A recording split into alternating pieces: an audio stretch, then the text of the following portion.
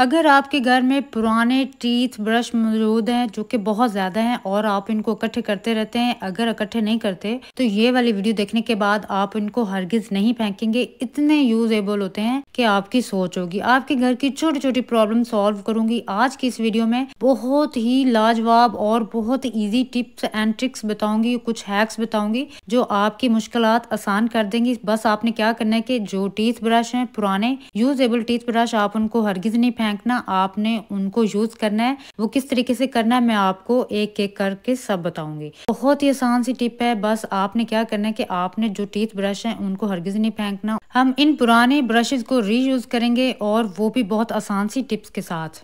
सबसे पहले जो हम टीथ ब्रश यूज़ करेंगे उसको यूज़ करने के लिए या तो आपने दिया जला लेना है या आपने मोमबत्ती का इस्तेमाल करना है या आप चूल्हे पर ही छुरी को गर्म कर लें। तो मैं आपके सामने यहाँ पर मैंने छुरी गर्म किया है और ब्रश को आपने इस तरीके से यहाँ से काटना है। बिल्कुल इसी जगह से आपने ब्रश को काटना है। ब्रश को आपने काट कर फिर आपने जो ब्रश की लॉन्ग साइड है उसको आपने यहाँ से गर्म करना है। अच्छे तरीके से आपने इसको गर्म करके मेल्ट कर लेना है और फिर आपने यहाँ पर इसको अच्छे तरीके से चिपका देना है। बिल्कुल ये एक कमाल का एक टूल तैयार हो चुका है। इसका हम इस्तेमाल ऐसे करेंगे कि अगर आपके घर में कीबोर्ड वगैरह है या आपके जो कूलर है उसके पंखे की जालियां हैं तो उसको साफ करने के लिए ये कमाल की चीज है। आपने इस टूथ ब्रश को इस तरीके से इस्तेमाल करना है। जो अक्सर कीबोर्ड होते हैं हमारे घर में, इनको साफ करने के लिए कोई ऐसी चीज नहीं होती। इस तरीके से टीथ ब्रश को यूज करके आप अपने कीबोर्ड को साफ कर सकते हैं सिर्फ 1 से 2 मिनट के अंदर। आप इस टीथ ब्रश से ऐसी ऐसी जगहों को साफ कर सकते हैं जहां पर आपको झाड़ू वगैरह नहीं पहुंचता और बहुत छोटी हैं, तो इस तरीके से आप उनको साफ कर सकते हैं।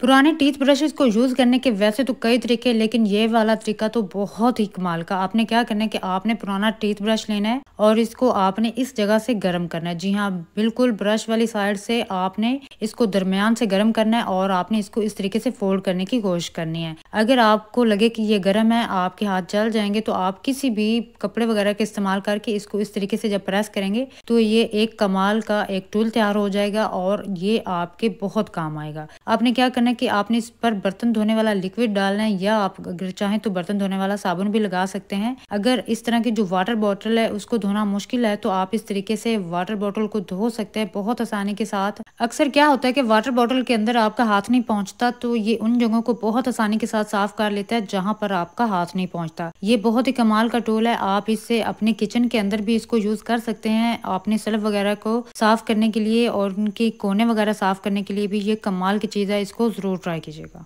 गाइस, अगर आपके पास इस तरह के पुराने टीथ ब्रश मौजूद हैं, दोनों एक ही साइज के हैं और दोनों स्लिम एंड स्मार्ट हैं, तो इस तरीके के जो बारीक टीथ ब्रश हैं उनको यूज करने की आज आपको एक ऐसी टिप और हैक बताऊंगी जिससे आपका एक बहुत बड़ा मसला घर का हो जाएगा बहुत ज्यादा आसान। आपने क्या करना है कि आपने छुरी को अच्छे तरीके से गर्म करना है। गर्म करने के बाद टीथ ब्रश के ये जो हेयर हैं इसको आपने खत्म कर देना है। बस ध्यान रखिएगा कि छुरी अच्छे तरीके से गर्म हो ताकि ये जल्दी से और अच्छे तरीके से साफ हो जाएं। जब दोनों ब्रश इस तरीके से नीट एंड क्लीन हो जाएंगे फिर आपने क्या करना है कि आपने छुरी की नोक को अच्छे तरीके से गर्म करना है। ध्यान रखना है बहुत अच्छे तरीके से गर्म हो और इस तरीके से आपने दोनों टीथ ब्रश के अंदर आपने सुराख कर लेना। अगर आप चाहें तो आप किसी कील की मदद से भी इसके अंदर सुराख कर सकते हैं। इसके बाद आपने कोई सा भी मोटा धागा लेना है, जो रजाई सीने वाला मोटा धागा होता है आपने वही लेना है और इस तरीके से आप दोनों टीथ ब्रश पर और धागे को अच्छे तरीके से गिरा लगा देनी है। गिरा लगाने के बाद अक्सर क्या होता है कि हमारे घर में नाला पानी मौजूद नहीं होती या ढूंढने से नहीं मिलती, तो इस तरीके से आप अपने पुराने टीथ ब्रश को यूज करके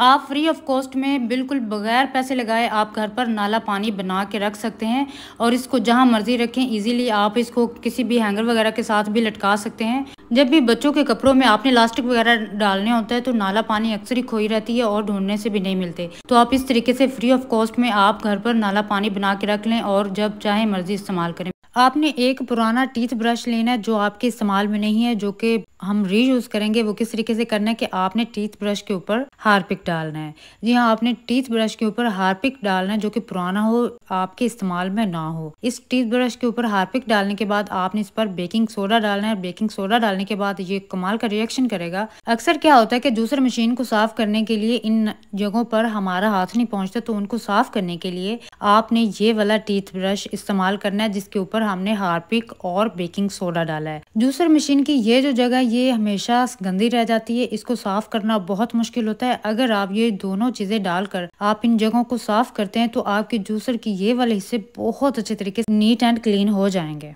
अगर आप हार्पिक ना यूज करना चाहें तो आप इसकी जगह आप बर्तन धोने वाला लिक्विड भी इस्तेमाल करके आप इसको साफ कर सकते हैं बहुत आसानी के साथ। इसी तरह से आपकी मशीन जितनी मर्जी खराब हो चुकी है, आप पुराने टीथ ब्रश से इसको बहुत आसानी के साथ साफ कर लेंगे। क्या आपने कभी कंघे के ऊपर टैल्कम पाउडर डाला है? नहीं ना, तो ये वाली वीडियो देखने के बाद आप अपने कंघे के ऊपर टैल्कम पाउडर जरूर डालेंगे। इससे आप अपने घर की बहुत बड़ी मुश्किल उसको सॉल्व कर सकते हैं मिनटों में। बड़ी आसान सी टिप है। आपने क्या करना है, आपका कंघा जितना मर्जी खराब हो चुका है, आपने उसके ऊपर डालना है टैल्कम पाउडर। सो गाइस, जब तक मैं कंघे के ऊपर टैल्कम पाउडर डाल रही हूँ, आप जल्दी से वीडियो को लाइक कर दें और प्यारा सा कमेंट करके बता दें कि आप ये वीडियो कहाँ से देख रहे हैं और आपका क्या नाम है। इसके बाद आपने कोई सा भी पुराना टीथ ब्रश ले लेना जो आपके इस्तेमाल में नहीं है, जो जाया है। आपने इस तरीके से अपने कंघे को साफ करना है। इस तरीके से जो आपका कंघा है वो बहुत जल्दी नीट एंड क्लीन हो जाएगा। जितना मर्जी गंदा हो चुका हो कंघा, बहुत आसानी के साथ और 1 मिनट में बहुत अच्छे तरीके से साफ हो जाता है। बड़ी आसान सी टिप है। आपने इस तरीके से अपने कंघे को नीट एंड क्लीन करना है। आप इसके एंड पर रिजल्ट खुद ही देखिएगा कि कंघा कितना नीट हो जाएगा बगैर पानी के।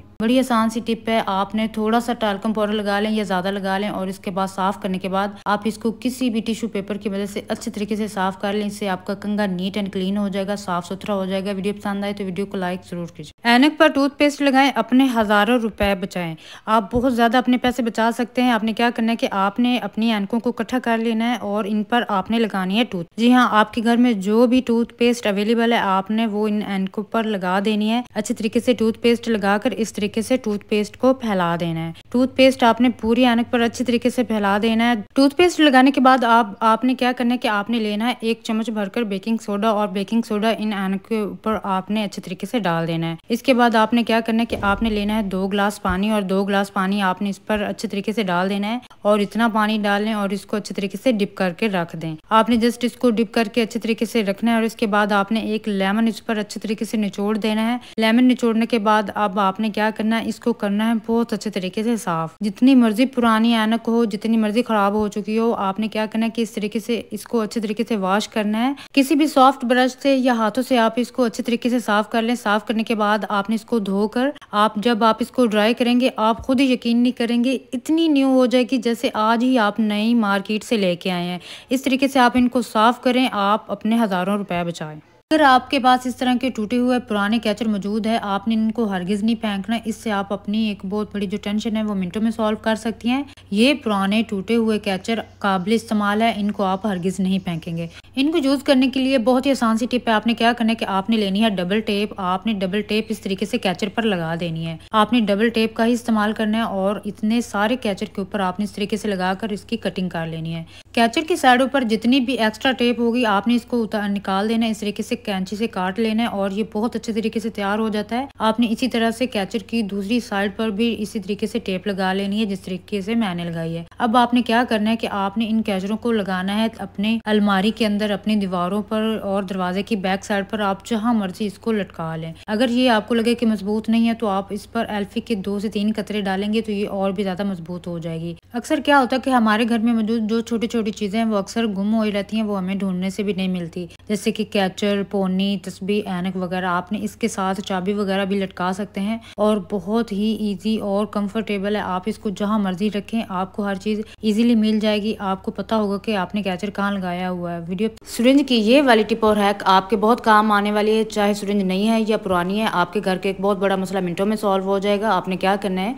आपने किसी भी बर्तन में सरसों का तेल लेना है और आपने इस सिरिंज के अंदर ये तेल भरना है। अगर आप चाहें तो आप इसकी जगह मशीनी तेल भी यूज कर सकते हैं। तो यहाँ पर मैंने सरसों का तेल यूज किया है और इसमें आपने इस तरीके से ये फिल कर लेना है सरसों के तेल से और इसको मुकम्मल आपने सिरिंज को भर लेना है। भर लेने के बाद आपने क्या करना है कि अक्सर क्या होता है कि हमारे घर में मौजूद जो दरवाजे हैं, चाहे टीवी लॉन का दरवाजा है या आपके रूम का दरवाजा है, तो खुलने की वजह से ये शोर करता है और इस तरीके से ये जो कब्जे हैं इनके अंदर ऑयल खत्म हो जाता है, जिसकी वजह से बहुत ज्यादा आवाजें आती है। दरवाजा बंद करने से भी आवाज आती है और खोलने से भी। अगर आपके दरवाजे जितना मर्जी शोर करते हैं, दरवाजा खुलने की वजह से आवाजें आती हैं तो आपको बहुत बुरा फील फील होता है तो आपने सारे दरवाजों की इन जगहों पर आपने अच्छे तरीके से तेल लगाना है। इनके जितने भी ये वाली जगह इन पर तेल लगा दे, दरवाजे का खुलने का शोर जरा भी नहीं होगा, बहुत आहिस्ता से खुलेगा, ऐसे लगेगा ही नहीं कि दरवाजा खुला भी है। तो आपने अपने घर के सारे दरवाजों पर इस तरीके से तेल लगा देना है, चाहे आपके दरवाजे नए हैं या पुराने हैं। तो इस तरीके से उनको ऑयल की जरूरत होती है। आप महीने में एक बार इसको ऑयल जरूर लगाया करें, जिससे ये दरवाजे शोर करना बंद हो जाते। गाइस, क्या आपने कभी 2 चम्मच सरसों के तेल के अंदर नील का इस्तेमाल किया है? नहीं ना, तो ये वाली वीडियो देखने के बाद आप सरसों के तेल के अंदर नील का इस्तेमाल जरूर करेंगे। इससे आप अपने घर की एक बहुत बड़ी प्रॉब्लम मिनटों में सॉल्व कर सकते हैं। आपने क्या करना है कि 2 चम्मच सरसों के तेल के अंदर थोड़ा सा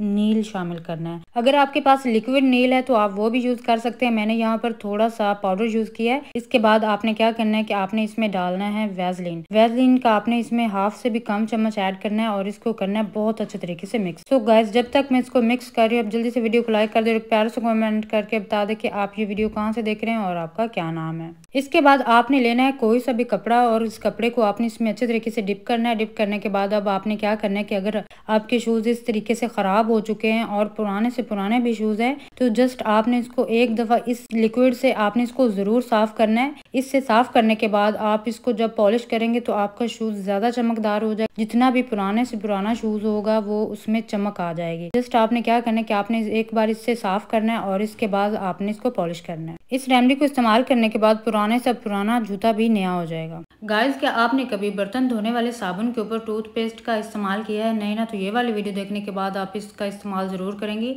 आपके घर की एक बहुत बड़ी प्रॉब्लम वो मिनटों में सॉल्व हो जाएगी। आपने क्या करना है कि आपने लेना है बर्तन धोने वाला साबुन। बर्तन धोने वाला साबुन आपने लेना है और इसको करना है आपने कद्दूकश। आपने इस साबुन को ज्यादा कद्दूकश नहीं करना, बस थोड़ा सा ही आपने इसको कद्दूकश करना है, ताकि 1 से 2 चम्मच इसका जो पाउडर है वो आपने लेना है। 2 चम्मच भरकर आपने लेना है साबुन का और उसके अंदर आपने डालना है 1 चम्मच भरकर चीनी का और 1 चम्मच भरकर आपने इसमें टूथपेस्ट ऐड करनी है। इसके बाद आपने इसमें डालना है 1 चम्मच भरकर गंदम का आटा और इसमें थोड़ा सा पानी डालना है और इसको अच्छे तरीके से आपने मिक्स करना है। बिल्कुल आपने इसको थिक से करना है। अगर ये पतला हो जाए तो आपने इसमें थोड़ा सा और आटा डालकर आपने इसको अच्छे तरीके से गूंद कर आपने इसके छोटे छोटे पेड़े बना लेने। इसी तरह से हमने ये छोटी छोटी बॉल्स बना लेनी है। इस सारे आटे की हमने छोटी छोटी बॉल्स बनानी है। इस तरह से आपने छोटी छोटी बॉल्स बनानी है और इस सारे आटे की आपने 4 से 5 बॉल्स बना लेनी है। इस तरह से इसी तरीके से आपने सारी बॉल्स बनाकर रख लेनी है। इसके बाद आपने क्या करना है कि ये जो हमने बॉल्स बनाई है इनको आपने रखना है उस जगह पर जहाँ पर चूहे आते हैं। चूहे बहुत ज्यादा अगर आपको तंग करते हैं, आपके घर में, आपके रूम में, आपके किचन में मौजूद हैं,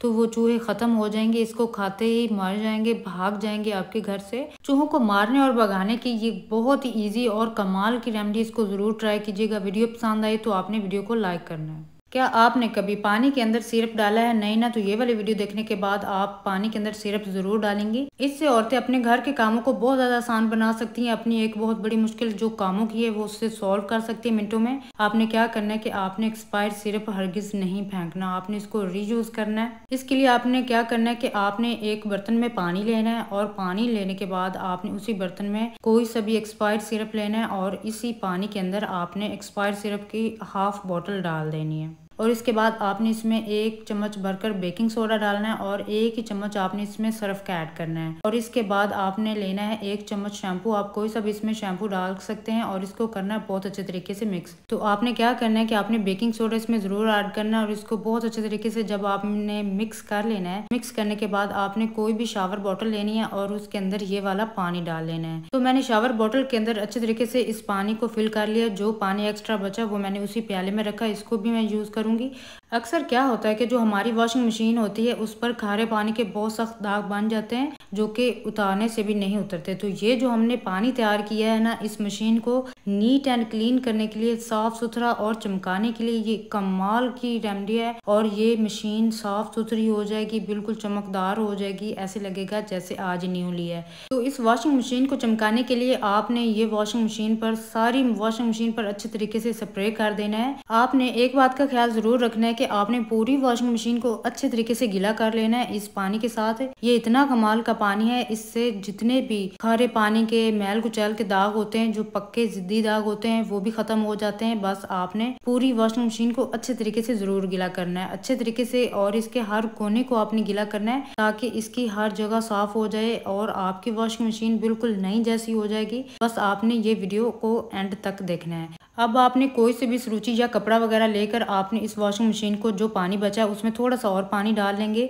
तब भी ये बहुत तेज ही फार्मूला है, इतना तेज है कि आप इसमें पानी भी ऐड करेंगे तो भी बहुत कमाल का है। इसको अच्छे तरीके से आपने साफ कर लेना है और इसको पानी से अच्छे तरीके से धो लें। धो लेने के बाद आप वॉशिंग मशीन का रिजल्ट खुद देखेंगे कि इतनी चमकदार हो जाएगी, साफ सुथरी हो जाएगी, नीट एंड क्लीन हो जाएगी। ऐसे लगेगा जैसे आज ही आपने न्यू वॉशिंग मशीन लिया है। वॉशिंग मशीन को साफ करना जरूरी होता है, तभी आपको लगता है कि आपका घर की चीजें कंप्लीट हैं, साफ सुथरी हैं।